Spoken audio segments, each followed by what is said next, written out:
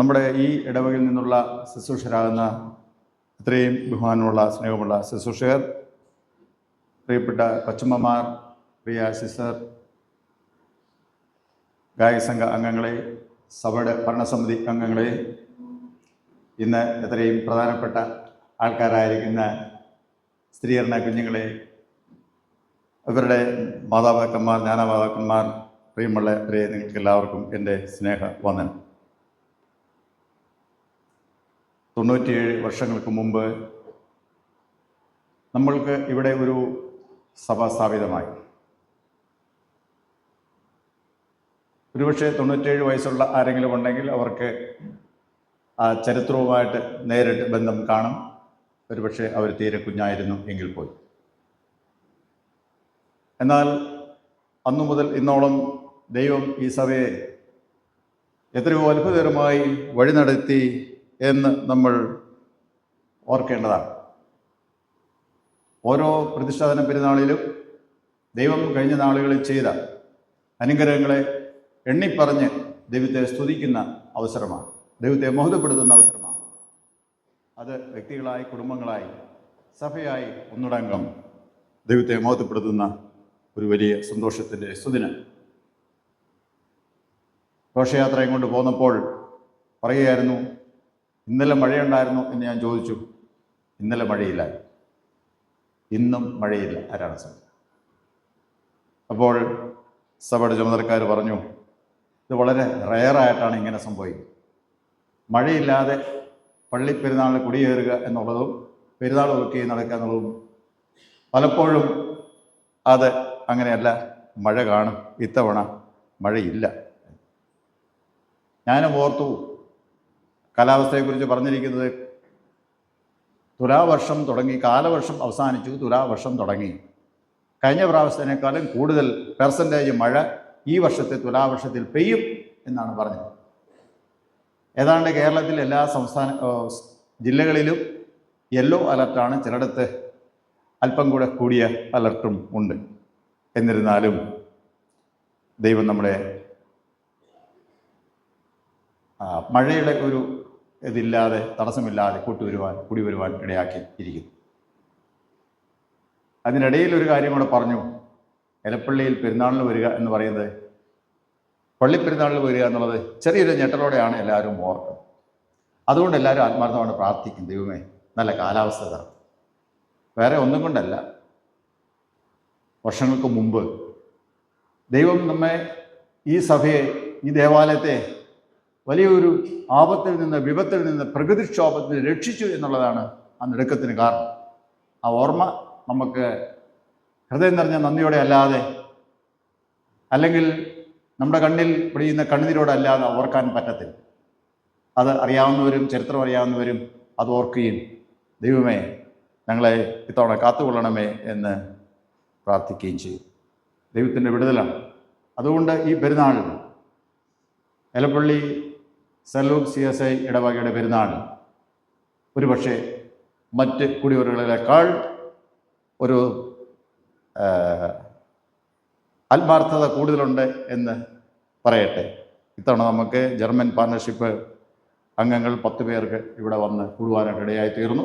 അവർ ഇന്നലെ ഇതേപോലെ ഒരു പെരുന്നാളിൽ, സെന്റ് ലൂക്സ് കുഴിനാപ്പള്ളിയുടെ പെരുന്നാളിലും സ്ത്രീയുടെ ശുശ്രൂഷയിലും പങ്കെടുത്തുകൊണ്ട് നമ്മളെ സമയം ചെറുതായിട്ടൊന്ന് അഡ്ജസ്റ്റ് ചെയ്ത് അവർ വേറെ ഹോസ്റ്റൽ സന്ദർശനത്തിന് വേണ്ടി പോയി. ഉച്ച കഴിയുമ്പം അവർ തിരികെ എത്തുകയും ചെയ്യുന്നു. ഈ പെരുന്നാളിലേക്ക് എന്നെ വളരെ നേരത്തെ ക്ഷണിക്കുകയും വളരെ ഊഷ്മളമായ സ്വീകരണം നൽകുകയും ചെയ്ത സഭയോടുള്ള പ്രിയപ്പെട്ട അച്ഛനോടും കൊച്ചമ്മയോടും മോളോടും, സഭയുടെ കൈക്കാരന്മാർ, കമ്മിറ്റി അംഗങ്ങൾ, സെക്രട്ടറി, കൗൺസിൽ മെമ്പർമാർ, പ്രിയപ്പെട്ട കപ്പിയാരച്ചൻ, പ്രിയപ്പെട്ട നമ്മുടെ ഇടവക ഉപദേശി, പ്രിയമുള്ള നിങ്ങളെല്ലാം എല്ലാവരോടുമുള്ള സഭയോട് ആകമാനമായിട്ടുള്ള ഞങ്ങളുടെ ഹൃദയം നിറഞ്ഞ കുടുംബമായിട്ടുള്ള നന്ദി, സ്നേഹവും സമയത്ത് അറിയിക്കുകയും ചെയ്തു. മറ്റൊരു പ്രത്യേകത, പ്രാർത്ഥനയിലും അതുപോലെ തന്നെ സ്വാഗതവചനങ്ങളൊക്കെയും പറഞ്ഞതുപോലെ ഈ സഭയ്ക്ക് മറ്റൊരു പ്രത്യേകതയുണ്ട്. ഇത് മിഷൻ പ്രവർത്തനങ്ങൾക്ക് ഏറ്റവും കൂടുതൽ കൈത്താങ്ങൽ നൽകുന്ന ഒരു സഭയാണ്. മിഷൻ സപ്പോർട്ട് ഈ സഭയുടെ ഒരു മുഖമുദ്രയാണ്. അഭിനയ കെ ജെ സാമുവൽ തിരുമേനി പറഞ്ഞ് പലതവണ ഞാൻ കേട്ടിട്ടുണ്ട്, അന്ന് പറക്കാൽ മിഷന് സപ്പോർട്ട് ചെയ്ത, മതികല മഹാടയായിരുന്ന സമയത്ത് പറക്കാൽ മിഷന് സപ്പോർട്ട് ചെയ്ത ഒരു സഭയാണ് നമ്മുടെ സഭ. അന്ന് നമുക്ക് ഒരു മിഷനറിയെ ഏതെങ്കിലും തരത്തിൽ സപ്പോർട്ട് ചെയ്യാമോ എന്ന് ചോദിച്ചാൽ അന്നത്തെ കാലഘട്ടത്തിൽ അത് സാധ്യമല്ല. എങ്കിലും അവരതിനു വേണ്ടി മുന്നിട്ടിറങ്ങി പണം പിരിച്ചു. ഒരു തോർത്തിൻ്റെ 4 അറ്റത്തും പിടിച്ചുകൊണ്ട് പെരുന്നാൾ ദിവസങ്ങളിൽ കുട്ടികൾ നടന്നു. പൈസ അതിൻ്റെ അകത്ത് ഇടണമായിരുന്നു. അതാണ് എൻ്റെ കളക്ഷൻ്റെ രീതി. അതായിരുന്നു നമ്മൾ ഡോർ കളക്ഷൻ എന്നൊക്കെ പറഞ്ഞ പോലെ അന്ന് അവരങ്ങനെയാണ് കുട്ടികൾ ഈ ഫണ്ട് കളക്ട് ചെയ്തത് പറക്കാൽ മിഷന് വേണ്ടി. അതിൻ്റെ തോർത്തിൻ്റെ ഒരറ്റത്ത് പിടിച്ച ഒരു കുട്ടിയായിരുന്നു അഭിനന്ദ KJ സാമുവൽ തിരുമേനി. അദ്ദേഹത്തെ ദൈവം വളരെയധികം ഉയർത്തി CSI സഭയുടെ മോഡറേറ്ററാക്കി ഉയർത്തി. നമുക്ക് എല്ലാവർക്കും അഭിമാനകരമായി. മാത്രമല്ല ബൈബിൾ സൊസൈറ്റിയുടെ അഖിലേന്ത്യാ പ്രസിഡൻ്റായിട്ടും അദ്ദേഹം ഉയർന്നു. മറ്റനേക മിഷൻ സംഘടനകളുടെയും നേതൃസ്ഥാനത്ത് വരുവാൻ അദ്ദേഹത്തെ ദൈവം ഉപയോഗിച്ചു. മാത്രമല്ല ഒരു കാലത്ത് കളക്ഷൻ സ്വീകരിച്ച ആ പൈതൽ വളർന്നു വന്നപ്പോൾ ആന്ധ്രയുടെ പ്രദേശങ്ങളിൽ മിഷണറിയായിട്ട് പോകുവാനും ഇടയായിത്തീർന്നു. അനേകരെ മിഷൻ പ്രവർത്തനത്തിലൂടെ കർത്താവിന് വേണ്ടി നേടിയെടുക്കുവാൻ തിരുമേനിയോട് ഇടയായിത്തീർന്നു. തിരുമേനി മരിക്കുന്നിടം വരെയും ആന്ധ്രയുമായിട്ടുള്ള ബന്ധം, അവിടെ ജനങ്ങളുമായിട്ടുള്ള ബന്ധം സൂക്ഷിച്ചിരുന്നു എന്നതും ഈ സമയത്ത് ഓർക്കും. ഞാൻ പറഞ്ഞത് അങ്ങനെ നല്ലൊരു പാരമ്പര്യം നമ്മുടെ ഈ സഭയ്ക്കുണ്ട്. ഇന്നും ആ പാരമ്പര്യം തുടരുന്നു. അതിൽ എനിക്ക് അതിയായ സന്തോഷമുണ്ട്. മഹാടയുടെ അധ്യക്ഷൻ എന്നുള്ള നിലയിൽ മഹാടവയ്ക്കും മിഷൻ പ്രവർത്തനങ്ങൾക്കും എല്ലാവിധമായ സഹകരണവും ഈ ഇടവകളിൽ നിന്ന് ലഭിക്കുന്നു. നിങ്ങളെ ദൈവം ധാരാളമായി അനുഗ്രഹിക്കട്ടെ. എല്ലാവിധമായ അതിനുള്ള എല്ലാ നന്ദിയും സ്നേഹവും ഈ സമയത്ത് ഞാൻ അറിയിക്കുകയും ചെയ്തു.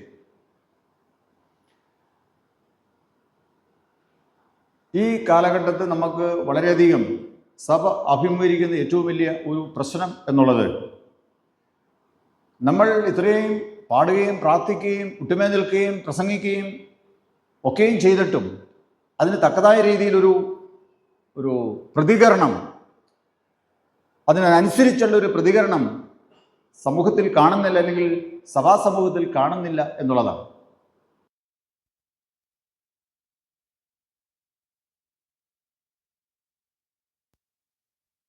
സ്ഥിരീകരണം കഴിയാനുള്ള കുഞ്ഞുങ്ങളോട് പറയാനുള്ളത്, നിങ്ങൾ ഇതുവരെ പഠിച്ച സ്ഥിരീകരണ പാഠങ്ങളും വേദവചനങ്ങളെല്ലാം നിങ്ങളെ പഠിപ്പിച്ച്, നിങ്ങൾ പഠിച്ചതും നിങ്ങൾ സ്വയമായിട്ട് വായിച്ച് പഠിച്ച് മനസ്സിലാക്കിയതെല്ലാം എന്ത് ചെയ്യണം? അത് നമ്മുടെ ജീവിതവുമായിട്ട് ബന്ധിപ്പിച്ച് എന്ത് ചെയ്യണം? നമ്മൾ കൊണ്ടുപോകാനായിട്ട് ഉത്സാഹിക്കണം. എങ്കിൽ മാത്രമേ നമുക്ക് വരും കാലങ്ങളിൽ എന്ത് ചെയ്യാൻ പറ്റുള്ളൂ. ഈ വചനവും ജീവിതവുമായിട്ടുള്ള അന്തരം നമുക്ക് കുറച്ചെടുക്കാനാണ് പറ്റത്തുള്ളൂ. വചനവും ജീവിതവുമായിട്ടുള്ള അന്തരം കൂടിപ്പോകുന്നതുകൊണ്ട് ഉള്ള പരിണിതഫലം എന്ന് പറയുന്നത് അനേകമായ കുഴപ്പങ്ങൾ സഭയിൽ ഉണ്ടായിക്കൊണ്ടിരിക്കുകയാണ്. സമൂഹത്തിലെ കാര്യം നമുക്ക് വിട്ടേക്കാം. ഒന്ന്, ദേവാലയത്തിൽ വരാൻ താല്പര്യമുള്ള ആളുകളുടെ എണ്ണം കുറയും.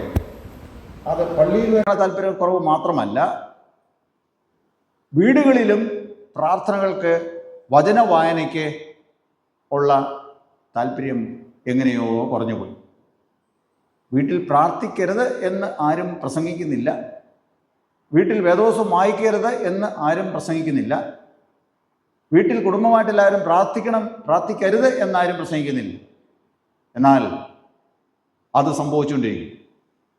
അപ്പോൾ ഇതിനേക്കാൾ മറ്റെന്തോ സ്വാധീനം നമ്മുടെ ജീവിതത്തിൽ ആരോ ചെലുത്തുന്നുണ്ട്, അല്ലെങ്കിൽ നമ്മളെ സ്വാധീനിക്കുന്നുണ്ട് എന്ന് നമ്മൾ മറന്നു പോകണം. അപ്പോൾ ഇപ്രകാരമുള്ള ദൈവിക ആലോചനകളെ ദൈവപക്ഷം ചേർന്ന് ദൈവമക്കൾ നടക്കുന്നതിന് വിരുദ്ധമായി നമ്മെ സ്വാധീനിക്കുന്ന സ്വാധീന ശക്തികളെ തിരിച്ചറിയുകയും അതിനെതിരെ നിന്ന് നമ്മൾ ദൈവപക്ഷം ചേർന്ന് നടക്കുകയും ചെയ്യേണ്ട കാലം അതിക്രമിച്ചിരിക്കുന്നു.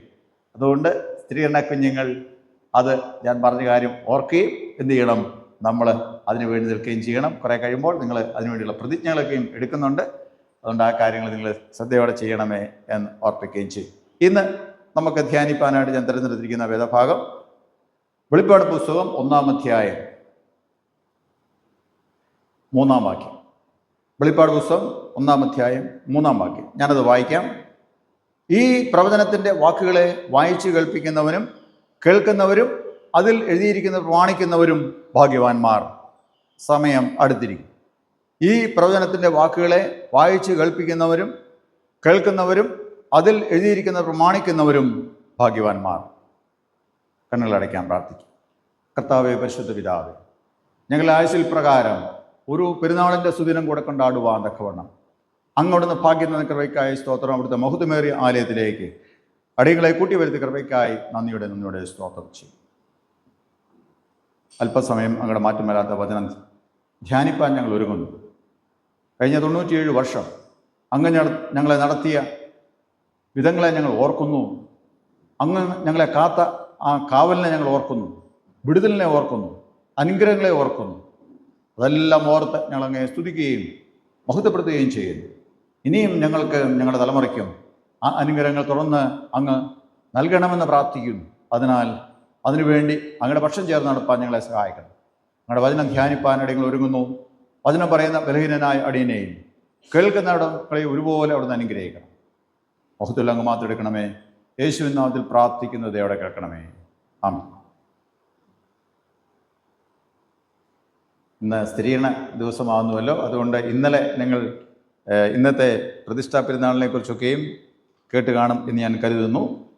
വിശുദ്ധ ലൂക്കോസിൻ്റെ നാമത്തിലാവുന്നല്ലോ നമ്മുടെ ദേവാലയം സ്ഥാപിക്കപ്പെട്ടിരിക്കുന്നത്. നമ്മുടെ മഹാടവയിൽ കൂടുതൽ പള്ളികൾ സ്ഥാപിക്കപ്പെട്ടുള്ള വിശുദ്ധന്മാരിൽ ഒരു വിശുദ്ധനായ ലൂക്കോസ്.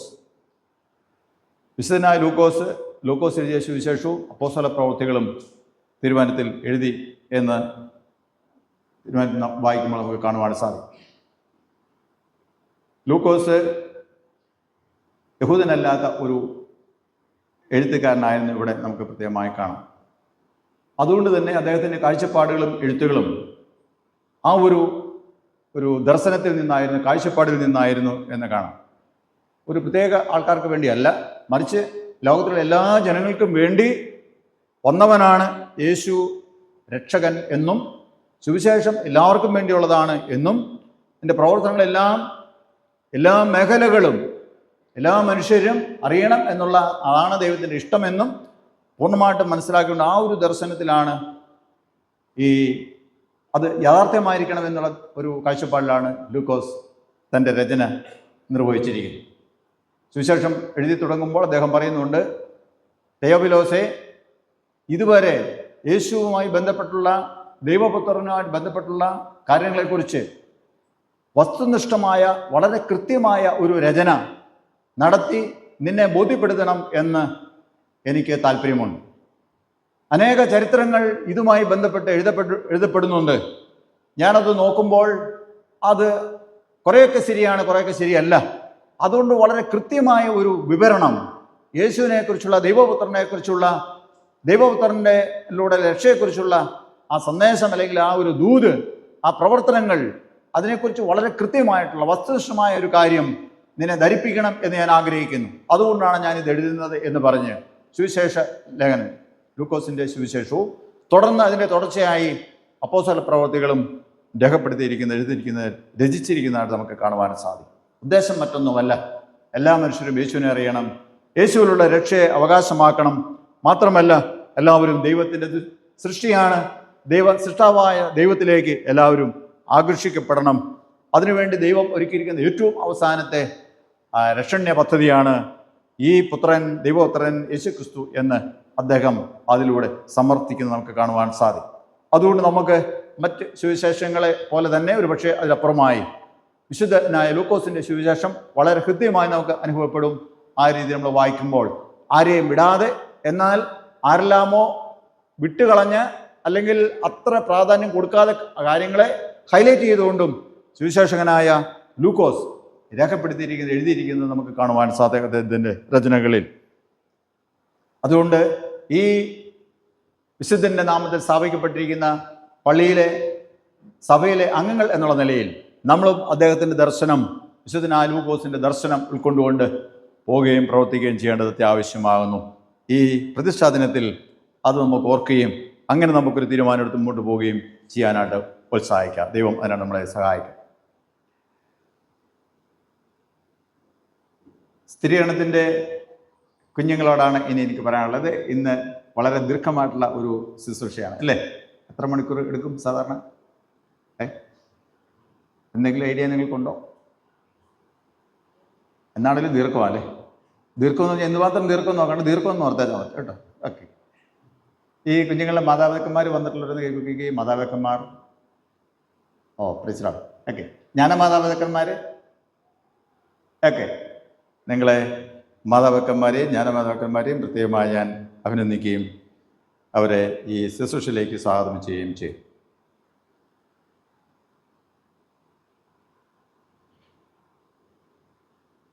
ഇപ്പോൾ നമ്മൾ വായിച്ച ആ അടിസ്ഥാന ആധാരമായിട്ട് വായിച്ച പുസ്തകത്തിൽ പറഞ്ഞിരിക്കുന്നത് ഈ പ്രവചനത്തിൻ്റെ വാക്കുകളെ വായിച്ച് കേൾപ്പിക്കുന്നവനും കേൾക്കുന്നവരും അതിൽ എഴുതിയിരിക്കുന്നത് പ്രമാണിക്കുന്നവരെന്നാണ് പറഞ്ഞിരിക്കുന്നത്. പ്രമാണിക്കുന്നവർ, ഈ വചനങ്ങളെ പ്രമാണിക്കുന്നവർ. എന്താ പ്രമാണിക്കേണ്ടത്? എന്തായിരിക്കും പ്രമാണിക്കേണ്ടത്? വേദവസ്തുവിൽ എന്താണ് പ്രമാണിക്കേണ്ടത്? ചോദ്യമാണ്. ഓക്കെ. നിങ്ങളോട് ചോദ്യം, നിങ്ങൾ ഉത്തരം പറഞ്ഞു. ഉറക്കെ പറഞ്ഞു. ഉറക്കെ പറഞ്ഞു. ദൈവജനം ദൈവജനം പ്രമാണിക്കണമെന്നാണ് പിള്ളേർ പറയുന്നത്. ഓക്കെ. നമ്മൾ സുവിശേഷം വായിച്ചപ്പോൾ ജോൺസൺ അച്ഛൻ വായിച്ചു. ഏതായിരുന്നു സുവിശേഷം? ഏതായിരുന്നു സുവിശേഷം? ഏതായിരുന്നു ഇന്ന് അച്ഛൻ വായിച്ച സുവിശേഷം? ഇന്നത്തേക്ക് ഇതാന്ന് പറഞ്ഞ് അച്ഛൻ നിർത്തി. അതെ, ഏതായിരുന്നു അത്? വിശുദ്ധ യോഹന്നാൻ എഴുതിയ സുവിശേഷം. അദ്ദേഹം ഓർക്കുന്നുണ്ടോ? ഉറക്കപ്പറ. 14-ാം അധ്യായം. 14-ാം അധ്യായം 15 മുതൽ അല്ലേ? 15 മുതൽ 17 വരെയുള്ള വാക്യങ്ങൾ അല്ലേ? ഓക്കെ. എന്നായിരുന്നു ആ വാക്യം? അതിനകത്ത് കുറച്ചെങ്കിലും പറയാമോ? നിങ്ങളത് എടുത്ത് നോക്കിയായിരുന്നോ അന്നേരം വായിച്ചപ്പം? എടുത്ത് നോക്കിയായിരുന്നു കൈവയ്ക്കുക? അന്നേരം സുവിശേഷം വായിച്ചപ്പോൾ പുസ്തകം എടുത്ത് നോക്കിയായിരുന്നു കൈവയ്ക്കുക? കൈപ്പൊക്കാൻ പറയും, ഇങ്ങനെ തലയുടെ ഒപ്പമെങ്കിലും പൊക്കണം കേട്ടോ, അല്ലെങ്കിൽ എനിക്ക് കാണത്തില്ല. ഓക്കെ. ഏതായിരുന്നു എന്നായിരുന്നു പറഞ്ഞേ? മറന്നുപോയല്ലേ? ഓർത്തില്ലല്ലേ? ഓക്കെ, ഞാൻ പറയാം. അവിടെ പറഞ്ഞിരിക്കുന്നത്, നിങ്ങൾ എന്നെ സ്നേഹിക്കുന്നുവെങ്കിൽ എൻ്റെ കൽപ്പനകളെ കാത്തുകൊള്ളും. അതാണ് അതിനകത്ത് പ്രധാനപ്പെട്ട കാര്യം. 14-15 ശുദ്ധ യോഹന്നാൻ എഴുതിയ സുവിശേഷം 14-ാം അധ്യായം 15-ാം വാക്യം. നിങ്ങൾ എന്നെ സ്നേഹിക്കുന്നുവെങ്കിൽ എൻ്റെ കൽപ്പനകളെ കാത്തുകൊള്ളും. കൽപ്പന കാക്കുക എന്ന് പറഞ്ഞാൽ എന്നാന്ന് പറഞ്ഞേ? കൽപ്പന കാക്കുക എന്ന് പറഞ്ഞാൽ, കാക്കുക എന്ന് പറഞ്ഞാൽ അനുസരിക്കുക എന്നാണ്. കൽപ്പന അനുസരിക്കുക. ദൈവത്തെ സ്നേഹിക്കുന്നവരെന്ത് ചെയ്യും? കൽപ്പന അനുസരിക്കും. ഇവിടെ പറഞ്ഞിരിക്കുന്നത് എന്താണ് പറഞ്ഞിരിക്കുന്നത്? അതിലെഴുതിയിരിക്കുന്നത് പ്രമാണിക്കുന്നവർ അല്ലേ? അതനുസരിക്കുന്നവർ, പ്രമാണിക്കുന്നവർ, ജീവിതത്തിൽ അത് പ്രായോഗിക തലത്തിൽ കൊണ്ടുവന്നവർ ആരാണ്? അവർ ഭാഗ്യവാന്മാർ എന്നാണ് പറഞ്ഞത്. അവർ ഭാഗ്യവാന്മാർ. അങ്ങനെയാണെങ്കിൽ നിങ്ങൾ ഭാഗ്യവാന്മാരായിരിക്കുമോ? ഭാഗ്യവാന്മാരാകണോ? നമുക്ക് ആണോ? ഭാഗ്യവാന്മാരാകണോ, ഭാഗ്യവതികളാകണോ എന്നുള്ളത് കൈവയ്ക്കുകയെ. ഓക്കെ. എല്ലാവർക്കും ഭാഗ്യവാന്മാരും ഭാഗ്യവതികളാണ്. അപ്പോൾ ഒറ്റ ഒരു മാർഗമുള്ളൂ, വേറെ ഒരു കുറുക്കൊഴിയില്ല. എന്താണ്? കേതാത്തിയുണ്ട്. എന്താണ്? ദൈവത്തിൻ്റെ കൽപ്പനകൾ പ്രമാണിക്കുക, ദൈവത്തിൻ്റെ കൽപ്പനകൾ അനുസരിക്കുക. ദൈവത്തിൻ്റെ കൽപ്പന അനുസരിക്കണമെങ്കിൽ എന്ത് ചെയ്യണം? ദൈവത്തിൻ്റെ കൽപ്പന അനുസരിക്കണം എന്ത് ചെയ്യണം? വേഗം എന്ന് പറഞ്ഞാൽ വേഗം തീരും. ഓക്കെ. ദൈവത്തിൻ്റെ കൽപ്പനകൾ അനുസരിക്കണമെങ്കിൽ എന്ത് ചെയ്യണം?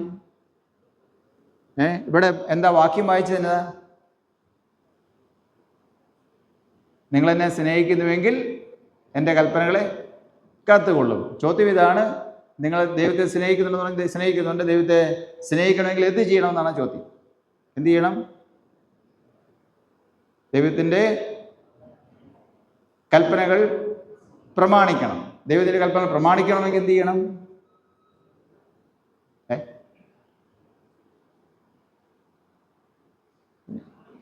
വളരെ സിമ്പിളായിട്ടുള്ള ചോദ്യമാണ് അല്ലേ? ഉറക്കെ പറഞ്ഞു. പ്രാർത്ഥിക്കണം. Praise Lord. പ്രാർത്ഥിക്കണം. കേട്ടല്ലോ? പ്രാർത്ഥിക്കണം. ഓക്കെ. ഇനി വേറെ ആർക്കെങ്കിലും ഉത്തരവുണ്ടോ? പറഞ്ഞു, വേഗം പറഞ്ഞേ. അല്ലെ താഴെ ഇരിക്കുന്നൊരു ചാടി ഉത്തരം പറയും. ഇതേ പിള്ളേരൊക്കെ പറയാൻ വേണ്ടി അങ്ങനെ ഇരിക്കുകയാണ്.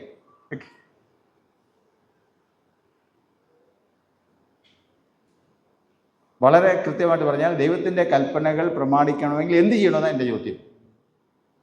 പ്രാർത്ഥിക്കണമെന്നൊരു വെച്ച് പറഞ്ഞു. ഇന്നിവിടെ കൽപ്പന വല്ലതും വായിച്ചോ? പള്ളിയിൽ വായിച്ചോ? ഇന്ന് പള്ളിയിൽ കൽപ്പന വല്ലതും വായിച്ചോ? വായിച്ചു എന്നുള്ളൊരു നേർപ്പിക്കുക. നിങ്ങൾ മാത്രം പോയത് ഇന്ന് പള്ളിയിൽ കൽപ്പനകൾ വായിച്ചു, ഏതെങ്കിലും കൽപ്പന വായിച്ചു എന്നുള്ളൊരു കൈവയ്ക്കേ. ഓക്കെ, വായിച്ചില്ല എന്നുള്ളൊരു കൈവയ്ക്കേ. വായിച്ചില്ല എന്നുള്ളത് കൈവയ്ക്കേ. നിങ്ങളീ കണക്കണ എന്നെ കുഴപ്പത്തിലാക്കും കേട്ടോ.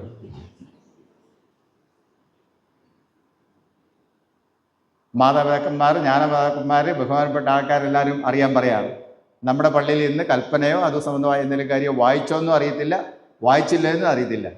നിങ്ങളോട് ഞാൻ ചോദിക്കുന്നില്ല, കാരണം നിങ്ങളും കൈവെക്കാതിരുന്നാൽ ആകെ പ്രശ്നമാണ്. കാരണം അതിനാണ് സാധ്യത കൂടുതൽ. കാരണം എന്താണ്? നമ്മളെ മക്കൾ അല്ലേ? അപ്പം അവരുടെ അഭിപ്രായം വ്യത്യസ്തമായ അഭിപ്രായം കാണാനുള്ള സാധ്യത വളരെ കുറവാണ്. ഓക്കെ, നമുക്ക് ആയസംഘത്തോട് ചോദിക്കാം അല്ലേ? ഇന്ന് കൽപ്പനയോ അതുപോലെ എന്തെങ്കിലും വായിച്ചോ ഇല്ലയോ? കൽപ്പന വായിച്ചോ ഇല്ലയോ? വായിച്ചോ? കൂടുതൽ പേര് തല കുലുക്കുന്നുണ്ട്, വായിച്ചെന്നാണ് പറഞ്ഞല്ലേ. അവർക്ക് വായിച്ചില്ലെന്ന് പറയാൻ പറ്റില്ല, അവരതിന് മറുപടിയും പറഞ്ഞതാ അല്ലേ? എന്നായിരുന്നു മറുപടി? പറഞ്ഞേ.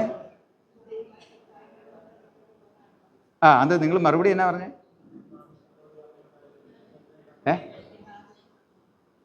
മറുപടി എന്നാ പറഞ്ഞേ? ഒരു പാട്ടാട്ടാ പറഞ്ഞേ.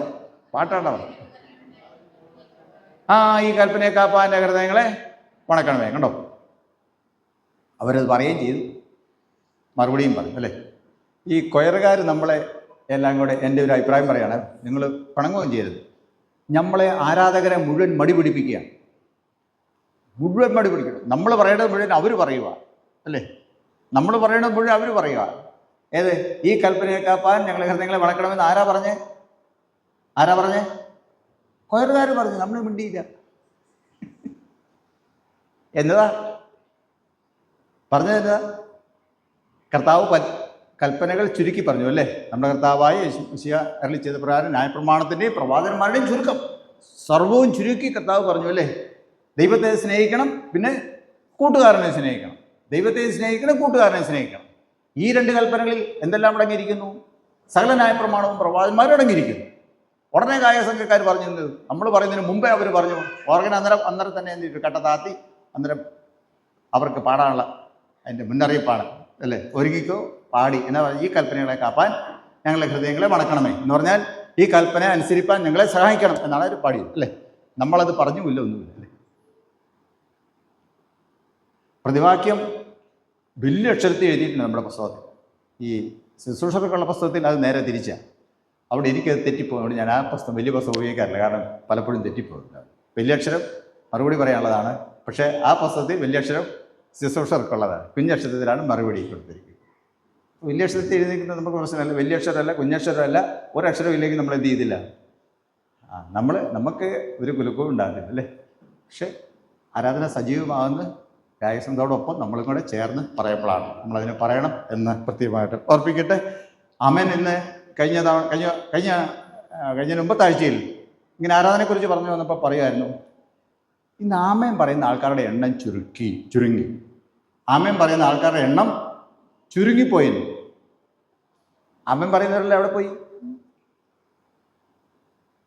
ഒരു പ്രാർത്ഥന പറഞ്ഞാൽ ആമേൻ പറയുന്ന ആൾക്കാരുടെ എണ്ണം ചുരുങ്ങിയത് കാരണം ആമേൻ വളരെ എണ്ണം കുറച്ചേ കേൾക്കുന്നു. പ്രതിവാക്യം വളരെ എണ്ണം കുറച്ചേ കേൾക്കുന്നു. പലപ്പോഴും അത് പറയുന്നുമില്ല. പ്രതിവാക്യം പറയുന്നും ഇല്ല. ഗായകസംഘം കൂടെ ഇല്ലെങ്കിൽ നമ്മുടെ ആരാധനയെല്ലാം ഏതാണ്ട് വൺ സൈഡ് എന്ന് പറയാം അല്ലേ? ആ കാര്യം അച്ഛൻ തന്നെ അല്ലെ ഉപദേശം തന്നെ ചെയ്യേണ്ടതായിട്ട് വരും. അതുകൊണ്ട് ഇനി നമ്മൾ ആരാധനയ്ക്ക് വരുമ്പോൾ ഉറച്ച ശബ്ദത്തിൽ എന്ത് ചെയ്യണം? പ്രതിവാക്യം പറയണം, ആമേനും പറയണം. തീർച്ചയായിട്ടും അത് നമുക്ക് അനുഗ്രഹമാണ് എന്ന് ഞാൻ സമയത്ത് ഓർക്കട്ടെ. ആമേൻ പറയുമ്പോഴും പ്രതിവാക്യം പറയുമ്പോഴും ശ്രദ്ധിച്ച് നമ്മൾ ഇരിക്കുകയും ചെയ്യണം. ഓക്കെ, കൽപ്പനയിലേക്കാണല്ലോ നമ്മൾ വരുന്നത്. കൽപ്പന പ്രമാണിക്കാൻ എന്ത് ചെയ്യണം? വയറിനൊക്കെ നമുക്ക് വിട്ടേക്കാം, നമുക്കിങ്ങോട്ട് വരാം. ഓക്കെ, എന്ത് ചെയ്യണം? 18 പിള്ളേരുടെ പേരും എൻ്റെ കയ്യിലുണ്ടോ? നിങ്ങൾ എല്ലാവരും കൂടെ ചേർന്ന് പറയുകയാണെങ്കിൽ അത് നിങ്ങൾക്ക് നല്ലത്. ഇല്ലെങ്കിൽ എന്ത് ചെയ്യും? പേര് നോക്കി വരാത്ത പേര് ഞാൻ വായിക്കും. ഓക്കെ. അതിനേക്കാളും ഭേദം എന്താണ്? തെറ്റാണെങ്കിലും ശരിയാലും ചാടി ഉത്തരം എല്ലാവരും കൂടെ പറഞ്ഞേക്കാണ്. ഓക്കെ. കൽപ്പന പ്രമാണിക്കാൻ എന്ത് ചെയ്യണം? അനുസരിക്കണം. ദൈവത്തെ അനുസരിക്കണം. ദൈവത്തെ അനുസരിക്കണം എന്ത് ചെയ്യണം? ദൈവത്തെ സ്നേഹിക്കണം. ദൈവത്തെ സ്നേഹിക്കണം എന്ത് ചെയ്യണം? കൽപ്പനകൾ പ്രമാണിക്കണം. കൽപ്പനകളെ പ്രമാണിക്കാൻ എന്ത് ചെയ്യണം?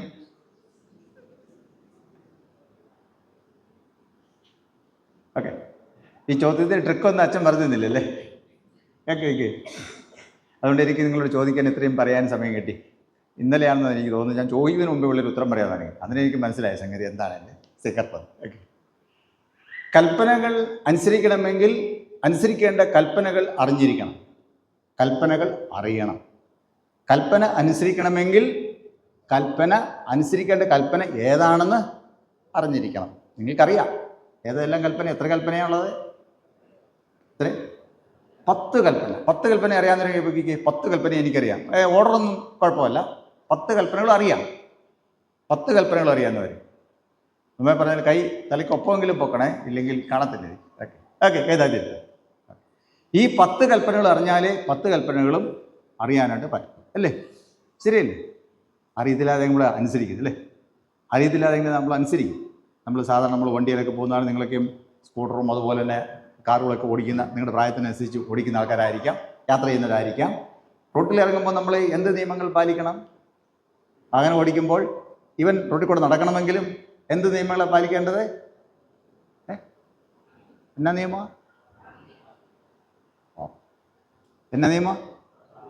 ട്രാഫിക് റൂൾസ് അല്ലേ? ട്രാഫിക് നിയമങ്ങൾ എന്ത് ചെയ്യണം? നമ്മൾ പഠിക്കണം, മനസ്സിലാക്കിയിരിക്കണം. ഓരോരോ സൈനാണ് അല്ലേ? ആ സൈൻ നമ്മളോട് ഓരോ മുന്നറിയിപ്പുകൾ നൽകുന്നു അല്ലേ? അത് നമ്മൾ മനസ്സിലാക്കിയാൽ മാത്രമേ എന്ത് ചെയ്യത്തുള്ളൂ? നമുക്ക് വണ്ടി ഓടിക്കാൻ പറ്റത്തുള്ളൂ അല്ലേ? റോഡിൽ കൂടെ അപകടം കൂടാതെ നടക്കാനായിട്ട് പറ്റത്തുള്ളൂ. ട്രാഫിക് നിയമം പാലിച്ചാൽ തന്നെ അപകടമാണ്. അപ്പോൾ പാലിക്കാതിരുന്നാൽ ഭയങ്കരമായുള്ള അപകടമാണ്. അപ്പം പാലിക്കേണ്ട നിയമങ്ങൾ ഏതാണെന്ന്, കൽപ്പനകൾ ഏതാണെന്ന്, പ്രമാണങ്ങൾ ഏതാണെന്ന് നമ്മൾ പഠിക്കണം അല്ലേ?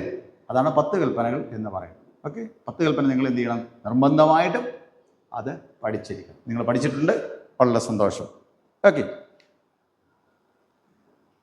കർത്താവ് അതിനെ ചുരുക്കി പറഞ്ഞു. അത് നമ്മളിവിടെ വായിച്ചു. ചുരുക്കി പറഞ്ഞപ്പോൾ അതിനകത്ത് എന്തെല്ലാം അടങ്ങിയിട്ടുണ്ടെന്ന് പറഞ്ഞു? സകല ന്യായപ്രമാണവും പ്രവാചകന്മാരും അടങ്ങിയിരിക്കുന്നു. ഈ 2 കൽപ്പനയിൽ സകല ന്യായപ്രമാണവും പ്രവാചകന്മാരും അടങ്ങിയിട്ടുണ്ട്. ഒരു ചോദ്യം ചോദിക്കട്ടെ, ഈ ന്യായപ്രമാണം എന്ന് പറഞ്ഞാൽ എന്നതായിരിക്കും ന്യായപ്രമാണം? എന്നതാ ന്യായപ്രമാണം? എന്നതാ? അങ്ങനെ ഒരു പ്രമാണം പഠിപ്പിച്ചില്ലല്ലോ ഞങ്ങളെ. ന്യായപ്രമാണം എന്ന് പറഞ്ഞാൽ പറഞ്ഞു, വേഗം പറഞ്ഞു. പറഞ്ഞു.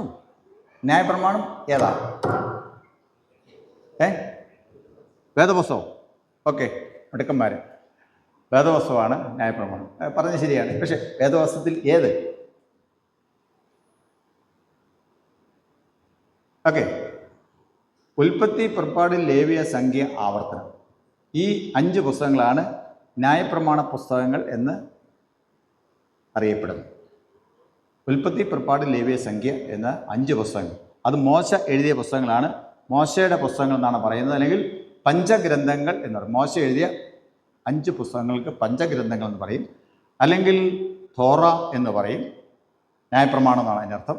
അല്ലെങ്കിൽ ഇസ്രായേൽ മക്കളുടെ ബൈബിൾ എന്ന് പറയും. അവരുടെ പ്രമാണം അതാണ്. ഓക്കെ.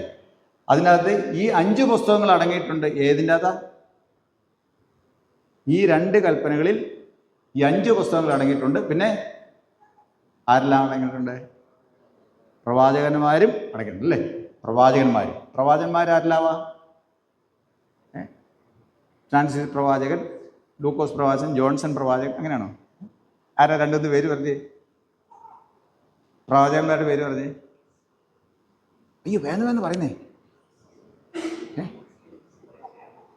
വേണമെന്ന് പറഞ്ഞേ. ഏലിയാവോ? ഐസിയാവോ? ഓക്കെ. യെരമ്യാവോ?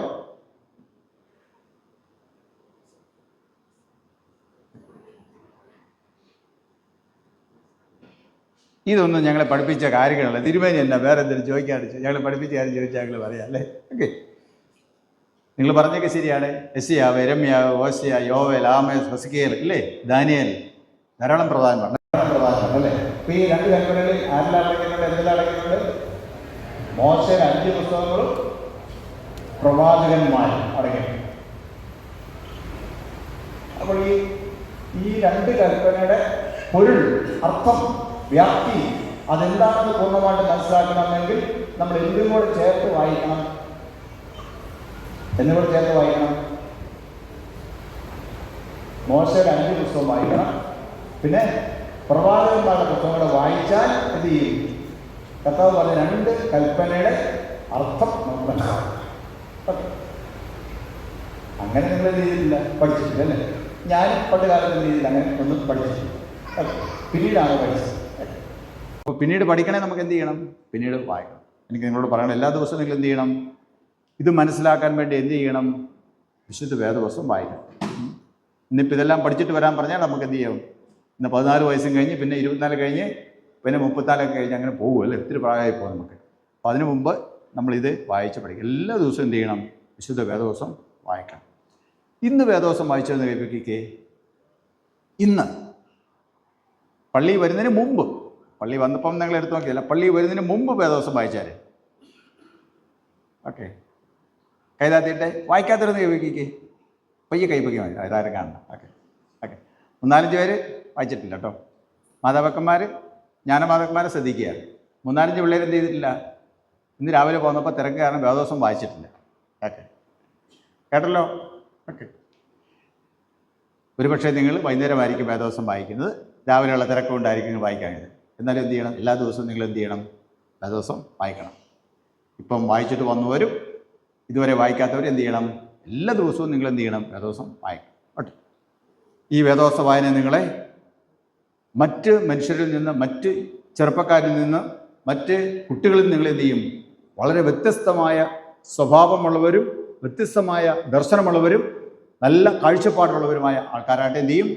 യുവജനങ്ങളായിട്ട് നിങ്ങളെ മാറ്റും. സമൂഹത്തിലെ ഏറ്റവും കാതലായിട്ടുള്ള ആൾക്കാരെ നിങ്ങൾ ആയിട്ട് എന്ത് ചെയ്യും? മാറും ഈ തിരുവചനത്തിൻ്റെ വായന. ഈ കൽപ്പനയൊക്കെ എവിടെ എഴുതി വെച്ചേക്കുന്നത്? പുസ്തകത്തിൽ, വേദപുസ്തകത്തിൽ എവിടെയാ? ഏത് പുസ്തകത്തിലാണ്? ഉറക്കെ പറ. പുറപ്പാട് പുസ്തകത്തിൽ. പുറപ്പാട് പുസ്തകം എത്ര അധ്യായം? 20. പുറപ്പാട് 20. വേറെ എവിടെയെങ്കിലും അത് പറഞ്ഞിട്ടുണ്ടോ? ആവർത്തന പുസ്തകം അല്ലേ? അത് നിങ്ങൾക്കറിയാം. പുറപ്പാട് പുസ്തകത്തിൽ 20-ാം അധ്യായത്തിലും ആവർത്തന പുസ്തകത്തിൽ എന്ത് ചെയ്തിരിക്കുന്നു? ഇത് വീണ്ടും രേഖപ്പെടുത്തിയിട്ടുണ്ട്. ഓക്കെ. അതിൻ്റെ ഇടയ്ക്കൊരു ചോദ്യം ചോദിക്കാം. പുറപ്പാട് പുസ്തകം 20-ാം അധ്യായത്തിൽ പറഞ്ഞിരിക്കുന്ന പ്രമാണവും ആവർത്തന പുസ്തകത്തിൽ പറഞ്ഞിരിക്കുന്ന പ്രമാണവും തമ്മിൽ എന്തെങ്കിലും വ്യത്യാസം ഏതെങ്കിലും തരത്തിൽ കാണുമോ?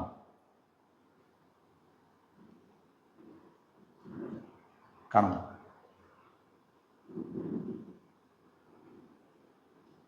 പുറപ്പാട് പുസ്തകത്തിൽ 20-ാം അധ്യായത്തിൽ പറഞ്ഞിരിക്കുന്ന പ്രമാണവും ആവർത്തന പുസ്തകത്തിൽ പറഞ്ഞിരിക്കുന്ന പ്രമാണവും തമ്മിൽ എന്തെങ്കിലും വ്യത്യാസങ്ങൾ കാണുമോ?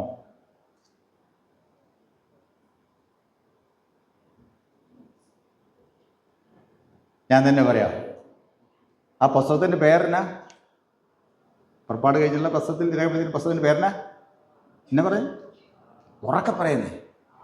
നല്ല ചുണക്കൊട്ടന്മാരാണ്. രാവിലെ കാപ്പിയൊന്നും കുടിച്ചില്ലേ? ആവർത്തനം. ആവർത്തനം എന്ന് പറഞ്ഞാൽ എന്നാ? ആവർത്തനം പറഞ്ഞാൽ ആവർത്തനം. ആവർത്തനം പറഞ്ഞാൽ ആവർത്തനം. എന്തിൻ്റെ ആവർത്തനം? അതുവരെ പറഞ്ഞതിൻ്റെ ആവർത്തനം. നമ്മളിവിടെ പറയുന്ന വിഷയമായിട്ട് പറയുമ്പോൾ കൽപ്പനകളുടെ ആവർത്തനമാണ് അവിടെ പറഞ്ഞിരിക്കുന്നത് അല്ലേ? പുറപ്പാട് പുസ്തകത്തിൽ ആദ്യം പറഞ്ഞിരിക്കുന്നു 20-ാം അധ്യായത്തിൽ, ആവർത്തന പുസ്തകത്തിൽ എഴുതിയിരിക്കുന്നു അത് ആവർത്തിച്ച് പറഞ്ഞിരിക്കും.